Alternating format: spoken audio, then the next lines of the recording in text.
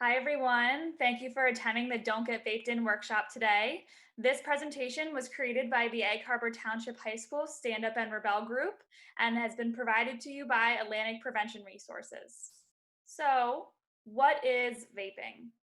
Vaping, as you might have heard, is the inhaling and exhaling of aerosol, commonly referred to as vapors, from e cigarettes or something of similar sorts. So, why are we talking about this? While there had been a decline in other tobacco products, there have been a rise in e cigarettes, hookahs, and vapes and vape use in high school and middle school students. The purpose of this presentation is to debunk the myths that you may have heard so you are not misled. We are going to talk about the electronic vaping devices in New Jersey and a couple of the laws that we have here. So in 2010, the governor of New Jersey enacted a law banning the use of e cigarettes in public areas and workplaces. As of January 16th, 2019, all beaches and parks in New Jersey were declared smoke free and vape free. As of April 20th, 2020, New Jersey based retailers are banned from selling flavored e liquids. So now we're going to be discussing electronic vape devices in the United States and some laws that we have nationwide.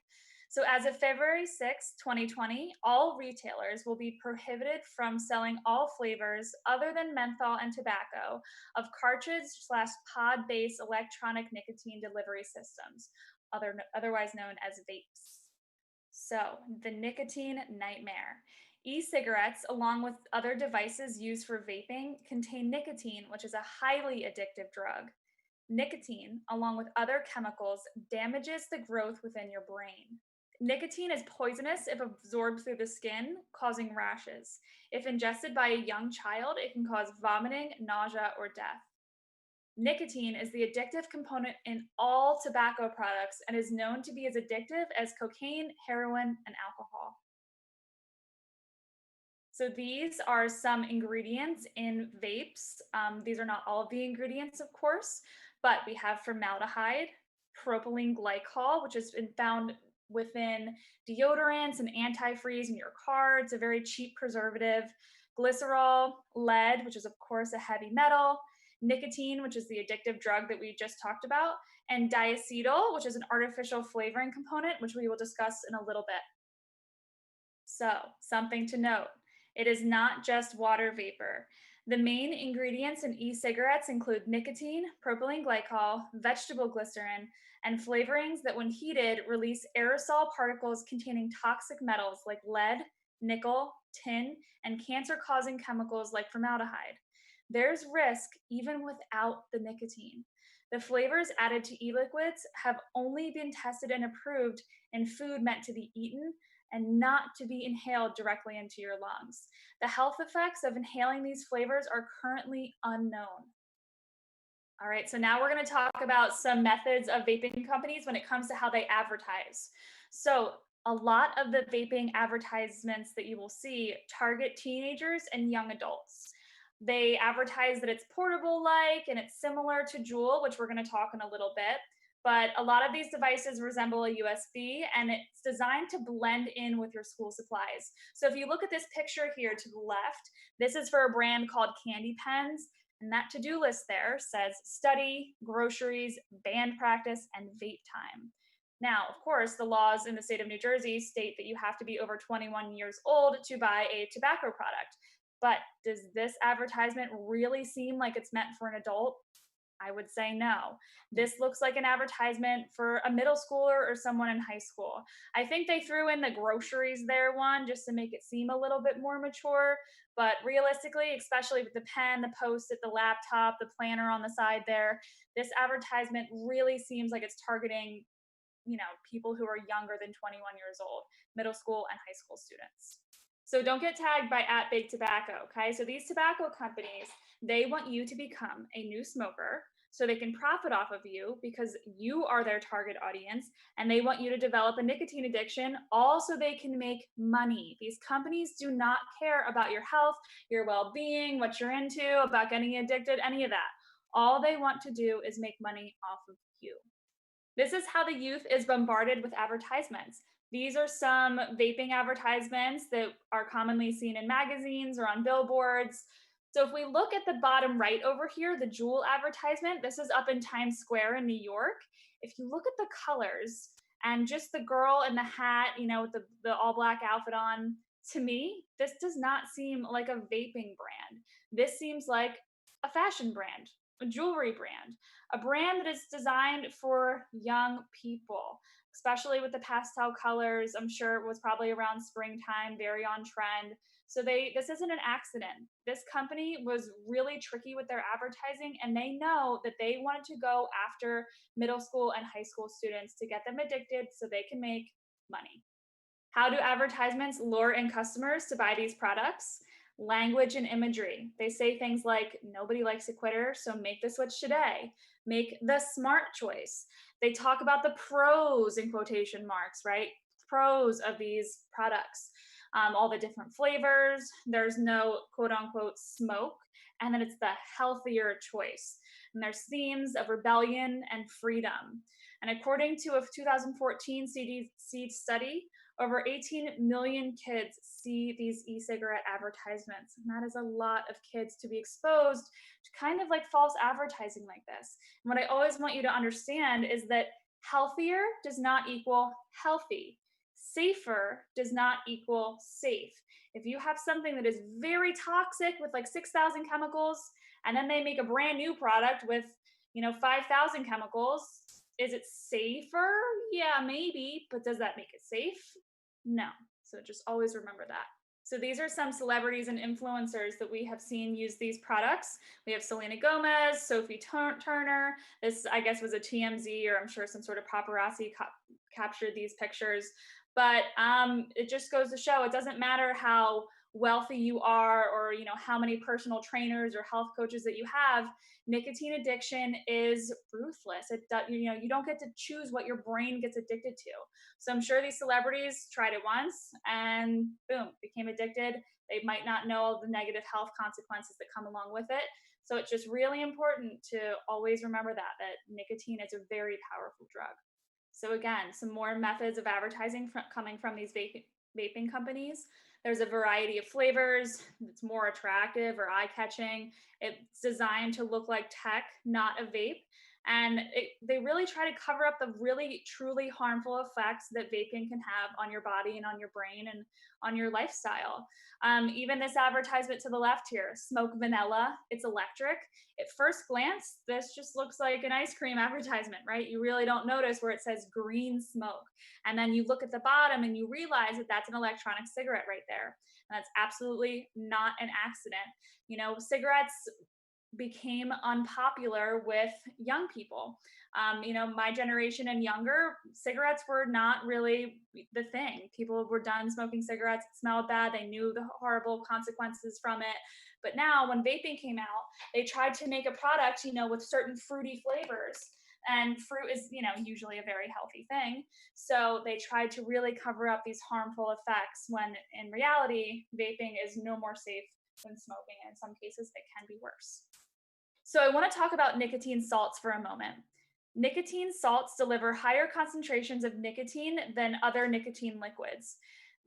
This makes the Juul vapor less harsh, therefore making it easier to inhale for longer periods of time. Juuls have a higher concentration of benzoic acid, while other e-cigarette brands typically have this amount here, zero point 0.2 to 2 milligrams, where Juul has almost 44.8, or so almost 45 milligrams per milliliter, which is a lot.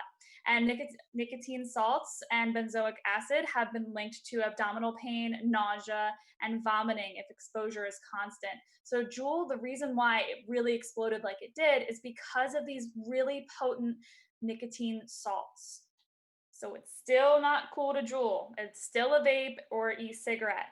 Juul is addicting teens to nicotine, taking away their freedom, and putting their futures at risk. And the reason why we focus so heavily on this brand is because it is the brand that really made vaping popular amongst young people. And this is the brand that targeted the youth the most. So this is a breakdown of what the Juul is. So Juul is considered the iPhone of vaping. It's grabbing the attention of the younger generation with its low entry price, portable design, and nicotine head rush. So these kids were seeing this device and not knowing all of these negative consequences, thinking that it was just like a flavored mango oil product. Oh, it doesn't have nicotine, or I don't even know what nicotine is, who cares? But then they were developing really severe nicotine addictions. So this is just a breakdown of the pods, the design of it, how it's charged, the body, and the mouthpiece. Are Juuls safer than other e-cigarettes? Absolutely not, as we can see with our gift to the right, okay? Juul users are 4 times more likely to smoke cigarettes within 18 months compared to non-Juul users. Approximately 2/3 of Juul users are 15 to 24 years old. And a single Juul cartridge is roughly equal to a full pack or more of cigarettes. I want us to think about that for a second. One of those little tiny Juul pods or Juul cartridges have the same amount of nicotine or more of cigarettes. And when someone is vaping, they usually vape way more nicotine into their bodies than someone who smokes traditional cigarettes. So we are seeing way higher nicotine concentrations in vaping users compared to cigarette users. So, in other words, the Juul is a vape full of chemicals wrapped up in a pretty box. It's not cool to Juul. You got Juuled. Some rich dudes put a sleek electronic costume on a regular old cigarette and you're puffing on that thing like it's oxygen. Hate to break it to you, but you just got Juuled. I'd like to make everyone aware that, of course, Juul is not the only e cigarette brand to be worried about. Enjoy is another vape company that has all of the same dangers of Juul, just wrapped up in different packaging, but it's the exact same product. There's also the Swarm Drop, which is a vape with a refillable pod system, which means you're able to fill it with essentially anything. Who knows what can be in there? As soon as your friend gets a look at the squash teardrop shape, you can be sure that they will want to give it a go themselves. This is a blurb on their website in the description of this product, and it is so clearly targeting youth with that statement. What does vaping have to do with popcorn? We're going to talk about that in a minute. And on the right here, we have bottles of liquid nicotine. So even 1 teaspoon of this liquid, even highly diluted, will kill a small child. These are some side effects that they won't tell you and do not want you to know. Vaping and nicotine use can affect your brain growth and development. It can cause popcorn lung, which is caused by diacetyl. Popcorn lung is an incurable lung disease. It causes scarring in the tiny air sacs of your lungs. It's coined popcorn lungs because diacetyl is an ingredient used in artificial butter flavoring. So, in these large popcorn factories where diacetyl is used all the time, they were constantly working in an environment where this diacetyl was being heated up, turned into a vapor form, and inhaled into these workers' lungs. And they started to get really sick. And they, when they took scans of their lungs, they saw that the little alveoli in their lungs were scarred permanently. So these are the little tiny air sacs in your lungs that help you breathe. So diacetyl is an ingredient that has been approved by the FDA that it's okay to eat it, right? So if you have microwave popcorn at home and you're eating it, no worries there. But there is no studies really on what diacetyl can do once it's heated up into it and turned into a gas form and then inhaled into your lungs. And that is where the danger really comes in. Seizures and convulsions are also possible from vaping. And the potential long-term effects are attention, learning and attention difficulties, being more vulnerable to addiction, and having a permanent decrease in impulse control ability. I don't know about you guys, but I can remember being in class, being hungry, right? And if you're really hungry in class, it's very difficult to pay attention. You're looking at the clock, you're thinking about lunch, right? So imagine that feeling times, I don't know, maybe 1,000, 2,000. And that's what it might feel like to be addicted to nicotine and have your brain crave nicotine.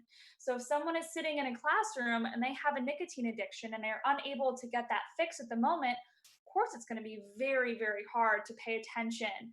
Of course, it's going to make them more vulnerable to addiction with other things. And there have been studies shown that nicotine use in young people can cause a permanent decrease in that impulse control ability, so with your decision making as well. E-cigarettes have been known to explode while in use and have resulted in second and third degree burns. This is because these devices heat up very, very quickly and they are not all made in safe conditions. A lot of companies do not have standard regulations because the FDA, they're not regulated by the FDA. And the FDA does not require any of these e cigarette manufacturers to include all their ingredients and side effects. And of course, they don't want to. So these are unregulated and unsafe products. So nearly 90% of adult smokers began smoking before the age of 18. If you think about that, nearly all smokers began smoking before they turned 18 years old. So that's why the laws are in place, 21 years or older for tobacco use. They're there to keep that young brain from getting addicted to nicotine. And studies have shown, if you make it past 18 or 21 years old and never using a tobacco product, you're very likely you're never going to. So I'm sure if you have a loved one or a relative who uses a tobacco product or smokes cigarettes, and you ask them, hey, if you could go back in time and never smoke, they would very likely say yes. So these are just some statistics. So in New Jersey, 8.2% of high school students use regular tobacco products. So regular just means traditional, like cigarettes and chewing tobacco. Currently, 27.5% of high school students use e-cigarettes, like vapes. 5 million youth, including 1 in 4 high school students and 1 in 10 middle school students, use e-cigarettes. E-cigarette use grew by 900% between 2011 and 2015. The number of middle school students vaping doubled from 2019 to 2020. It's a lot. The new Tobacco 21 law now requires you to be 21 to buy any tobacco products. So those were some of the laws that I talked about in the beginning of this presentation. So these are some health risks in the headlines. So vaping has currently really made the headlines because we're starting to see the negative health effects from it. So we have things like vaping appears to be making hundreds of people sick. Doctors have no idea why. Before the recent outbreak, vaping was on the rise in the US, especially among young people. It's just something that we're seeing more and more of, unfortunately. And these are some more headlines that you're seeing. They're just overlapping one after the other because, again, we are seeing more and more of this, unfortunately. More and more kids getting sick, more and more kids becoming hospitalized, more and more kids having to give up their future and their goals because they tried a vaping product, because they got addicted to vaping, because they were tricked by these companies who did not have their best interests in mind. And luckily, because of the press coverage from this, we're realizing that these products do have terrible negative effects, and people are becoming more aware of this and protecting themselves and not trying these products, or if they're trying these products, they're quitting.